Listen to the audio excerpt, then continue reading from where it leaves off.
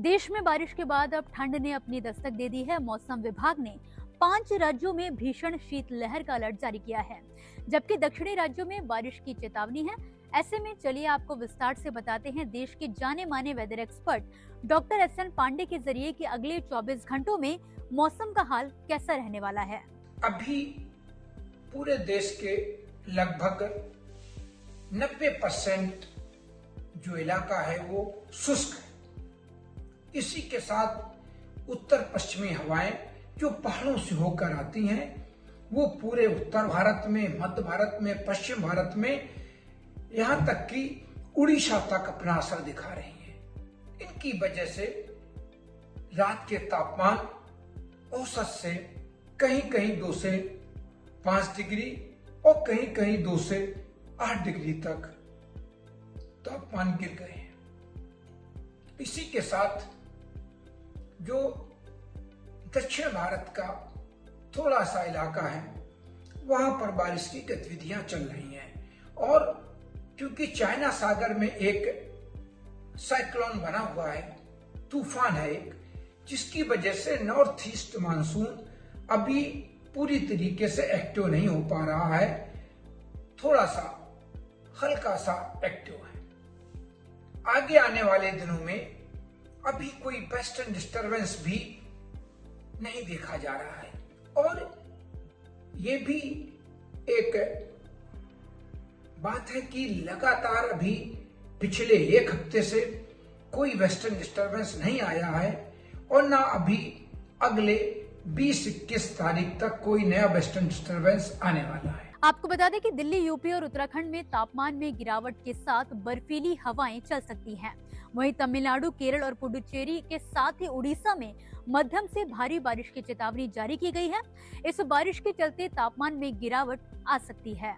जब western disturbance आते हैं तो वो एक बादलों का समूह होता है जो ईरान, इराक, अफगानिस्तान, पाकिस्तान होते हुए हमारे पहाड़ों पर उनका असर होता है। तो जब ये हमारे देश में अफगानिस्तान और पाकिस्तान पर आ जाता है तो इन उत्तर पश्चिमी हवाओं का आना ये कमजोर हो जाती हैं और इन पर ब्रेक लग जाता है और जब इन हवाओं की कंटिन्यूटी प्रभावित होती है तो तापमान बढ़ते हैं। लेकिन अभी 20-21 तारीख तक कोई WD नहीं देखा जा रहा है तो इन हवाओं की कंटिन्यूटी बनी रहने की संभावना है, लेकिन इनकी गति कभी कभी बहुत कम हो जाती है और इनकी गति उत्तर प्रदेश के गंगा के मैदानी भागों में 7 से 8 किलोमीटर पर घंटे की पहुंच जाती है। तो जब इन हवाओं की गति बहुत धीमी हो जाती है तो धुंध और प्रदूषण ये हो जाता है।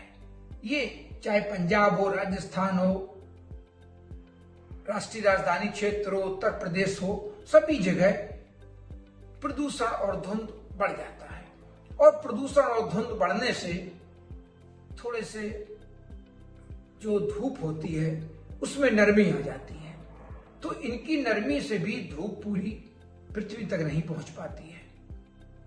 ये स्थितियां भी अगले इस पूरे हफ्ते जारी रहने की पूरी संभावना है और जब तक बंगाल की खाड़ी या अरब सागर से कोई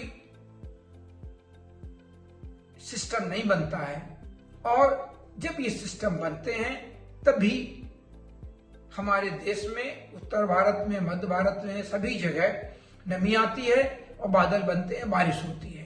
तो अभी ये संभावनाएं बिल्कुल नहीं देखी जा रही हैं कि अगले आने वाले दिनों में कोई वेस्टर्न डिस्टरबेंस आने वाला है। तो जब ये हवाएं भली गति इनकी कम हो आती रहेंगी तो तापमान मेंटेन रहेंगे और इनमें 1 से 2 डिग्री का उतार चढ़ाव भी हो सकता है। तो प्रदूषण और धुंध सुबह शाम बने रहने की संभावना है और तापमानों में भी औसत से तापमान कहीं 2 डिग्री और कहीं कहीं 6 से 7 और 8 डिग्री तक बने रहने की संभावना अभी आगे आने वाले दिनों में बनी हुई है। किसान तेजी से बुआई कर रहे हैं और उनकी बुआई के लिए ये तापमान बहुत मुफीद तापमान माने जा रहे हैं। तो दोस्तों, इसी के साथ फिलहाल इस वीडियो में बस इतना ही। आप मुझे दीजिए इजाजत और मौसम से जुड़ी ताजा अपडेट्स के लिए आप देखते रहिए किसान इंडिया। धन्यवाद। मुझे बरसात की झीनी झीनी फुहारें मिले ना मिले, हमें पावस की उमस चाहिए। जी हां, मैं किसान हूं, क्रांति बीज बोना चाहता हूं।